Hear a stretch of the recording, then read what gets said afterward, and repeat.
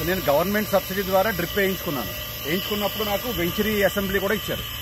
ఈ వెంచరీ అసెంబ్లీ ద్వారా నేను అంతకుముందు వేస్ట్ డికంపోజర్ ఫెర్టిగేషన్ పద్ధతిలో మొత్తం ప్లాంట్స్కి ఇచ్చేవాడిని. అయితే ఈ వెంచరీ మీటర్ వాడడం వల్ల మాది ఓన్లీ 2 ఇంచెస్ బోరు. సో దానివల్ల నాకు 200 లీటర్స్ లిఫ్ట్ అవ్వడానికి మినిమం 6 to 7 అవర్స్ పట్టేది. ఈ లోపల పవర్ పోవడం ఎంత ఇబ్బందిగా ఉండేది, మనం 6 అవర్స్ ఇక్కడ ఉండిపోవాల్సి వచ్చేది.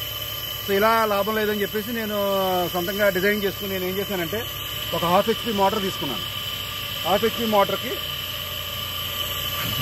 ఒక కింద సెక్షన్ ఇది పెట్టుకుని దీనికి ఫిల్టర్, దీనికి ఒక మస్లిన్ క్లాత్ కట్టాను. అంటే ఏది చెత్త ఏది కూడా లోపలికి వెళ్లకుండా ఉండడం కోసం. దీన్ని డైరెక్ట్గా ఇక్కడ ఒక అడాప్టర్ బిగించుకుని దీని నుంచి అవుట్లెట్ వచ్చి ఈ అడాప్టర్ కనెక్ట్ చేశాను. జస్ట్ ఇది ఆన్ చేసుకుంటే మనం మోటార్ ఆన్ చేసి ఇప్పుడైతే జస్ట్ ఒక 15-20 మినిట్స్లో 200 లీటర్స్ వెళ్ళిపోతుంది.